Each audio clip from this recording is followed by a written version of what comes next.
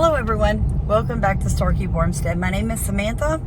I am with my husband Stephen. We are traveling through the interior of the United States. Right now we are in Arkansas. We are just leaving Wilson, Arkansas. If you did not see the video we put up last night about Billionaire buys town, you need to go and watch it.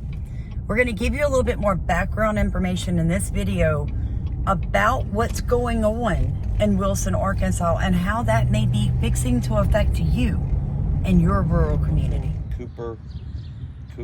Cooperative Club, 2008. So everything in this town is Wilson. This is the town square. What we found interesting this morning was bum ba bum.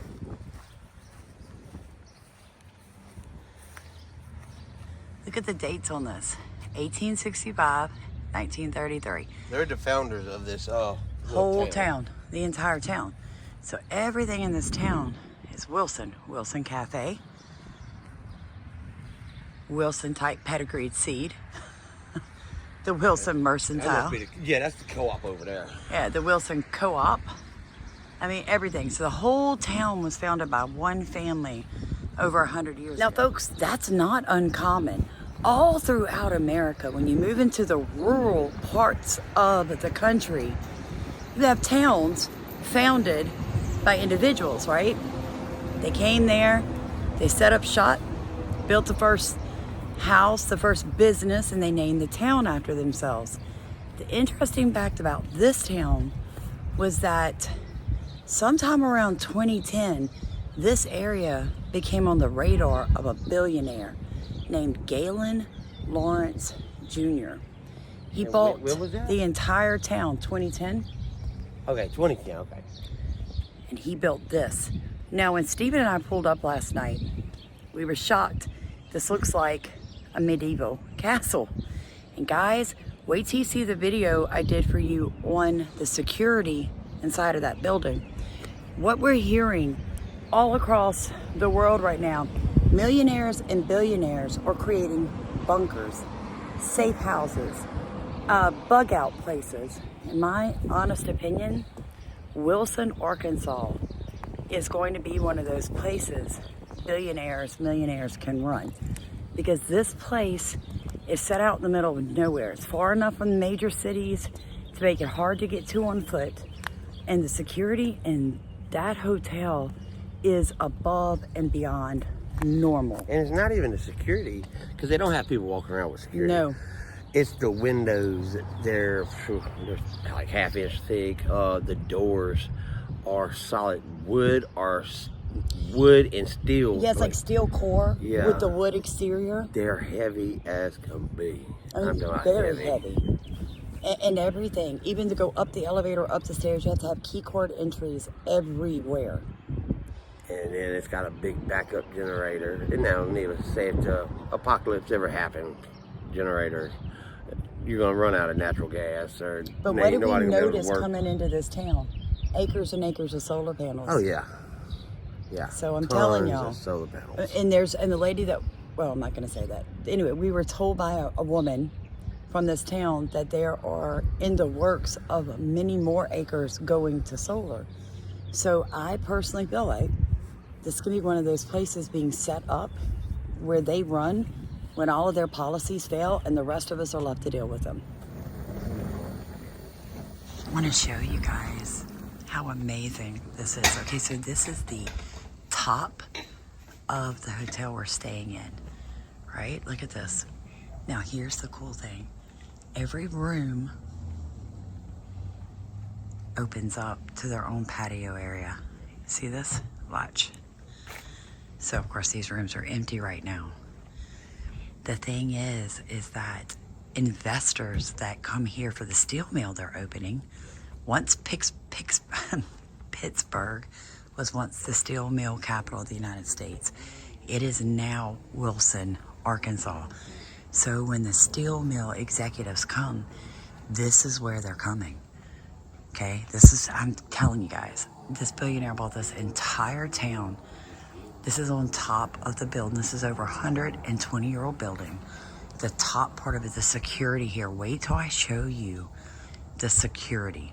So each room, okay, so say if this was me and Steven's room, to get back into our room, you have to have the key code, okay?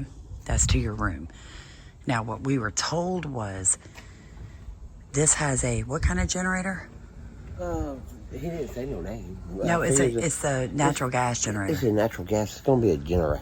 A Generac. I would think. Within like 2 seconds of the power going out here. 10 seconds usually. Yeah, that kicks in. So this place has its own power, right? And so to get back in, because say we were out here, to get back in, you have to use your passcode. Now I'm going to show you how thick these doors are for security purposes. To get upstairs to where the hotel is actually located, you have to get on an elevator and your key card must be used in the elevator to make it work. The stairs lead up, but again, your key card or you can't get in. Now watch this. They have all of these are washers and dryers. Now watch this. Watch this door. It's got a peephole. Y'all hear about all these billionaires, right? Building these bunkers. Look at this door. This door is so stinking heavy, but watch this. Okay?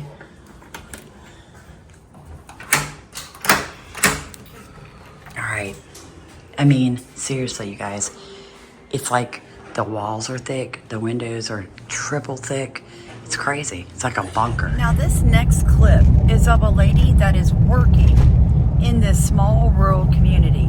For her safety, I did not point the camera at her face. It's a 4-minute conversation with the phone pointing at the ground. I would like you to take the time to hear what this woman has to say about what's going on in her small community and how they feel about their community being taken over for a billionaire's playground. Also, you guys, if you are not aware, we were demonetized for bringing you truth. So YouTube doesn't like truth tellers. So if you'd like to support what we do here at Storky Farmstead, you can drop something in PayPal, Cash App, or Venmo. We would greatly appreciate it. And that will be pinned at the top of comments. But let's get back to this very important video. So there's a museum straight across from the lodge. We're going to check it out. See, we don't want to look at solar panels either. And that's the thing. Living in Southeast Louisiana, I spoke at our local police jury, which is our type of, a state and city kind of run thing. But I went and spoke to them, asking them to slow the investors down, coming up and buying up all of our rural town, because where we're located, we could literally feed the state of Louisiana from where we're located. We have an entire parish available that's still wooded and farmland. If we don't slow the tide that's moving towards us, where are we going to get food? If they don't start protecting our rural land, I mean, all I hear is, this 30 by 30 plan and protect this. What about just stop allowing investors to come in and take up 150, 1,000 acres at a time? And when we came here and the lady told me, she said, ma'am, they bought the whole town. She said, one billionaire bought this whole town. She said, and now everything's like, we got a steel mill coming in. Yeah, it's right behind me. That's what she told me. It's right across the street from her house. Y'all probably know each other. I'm not going to say her name, but you probably know her. And she was very upset because she said, I don't want to see that. I'm trying to sell my land, but whether or not I'm going to be able to sell at this point, I don't know. So my husband said, honestly, the same man that did all this ought to offer everybody right above what your land would be worth and buy everybody out if they don't want to stay for that, because you took their town and converted it into your vision, but it's not ours. No. Well, I'm going to say that this town, and I love this little town, but when he bought it on, he's got everything compared to these rich friends. That's what she was telling me. Can't afford this crap. We can't afford to eat over there. Now, we stayed in the lodge because I didn't want to stay in Memphis. I'm from a small town. I wouldn't stay in Memphis either. I'm a small town. I'm a simple woman. Yeah. I run a farm. Everything's organic. We love our animals. Right. But when I looked for hotels, this popped up. I was a little shocked at the price, but I thought, you know what? Our anniversary's in 2 weeks. I'm going to splurge. I want to stay somewhere nice.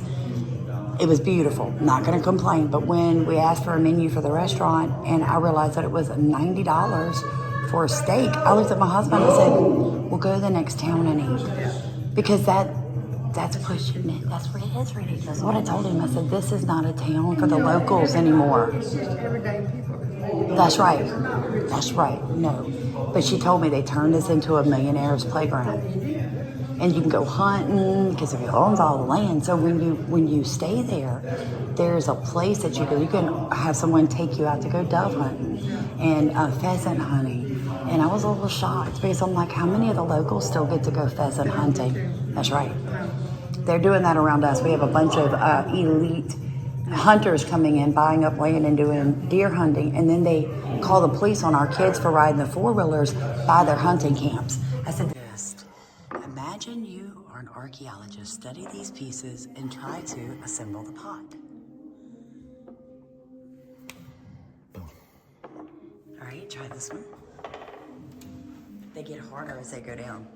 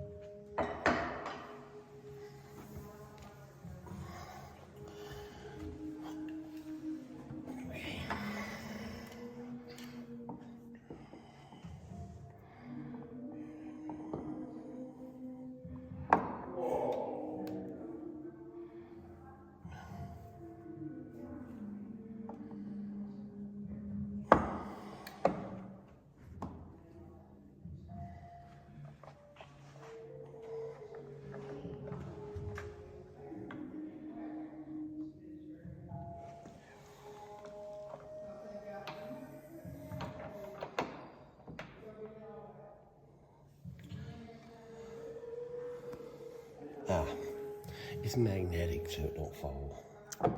Yeah, I was wondering how these pieces were staying. That's beautiful. That's cool.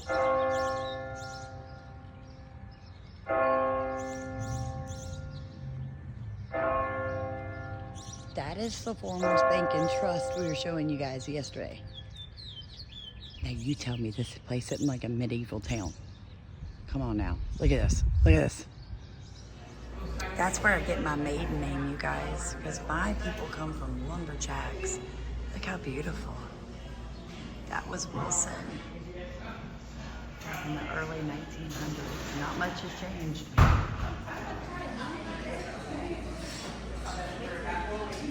Say hello, Steve. Hello.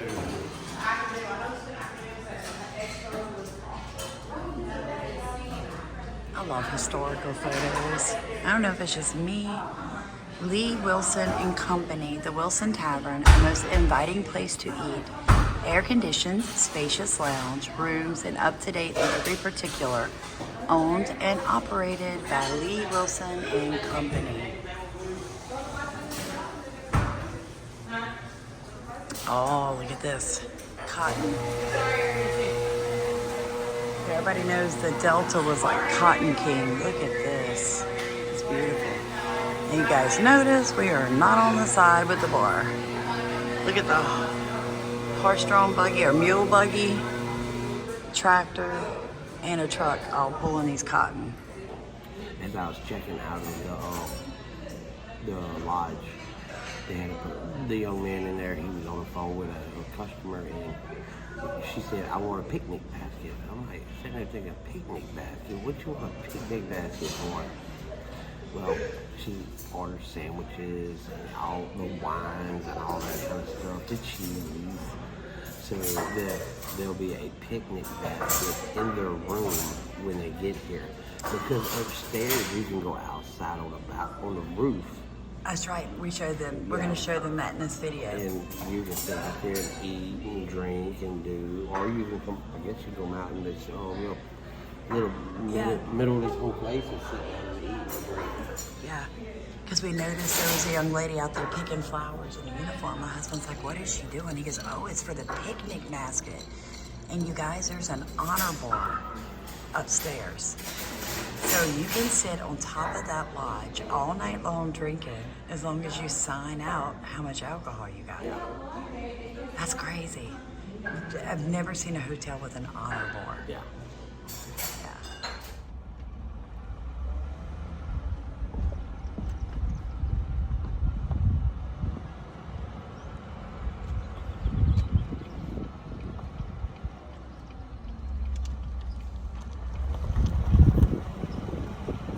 The village of Wilson.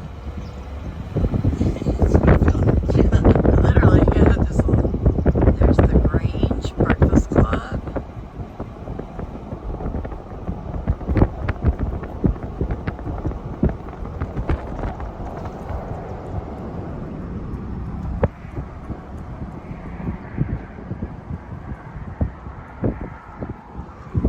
Yeah, Guns Fresh Market. That's what says the name of it, Guns. You're thinking Guns like Pow Pow, which is the name. It's a quaint little town, you guys. Absolutely beautiful. Huh. Just everything's owned by one person, except for the private ownership, land ownership around here. No, this is it. It's pretty much 980 souls. That's what the town incorporated.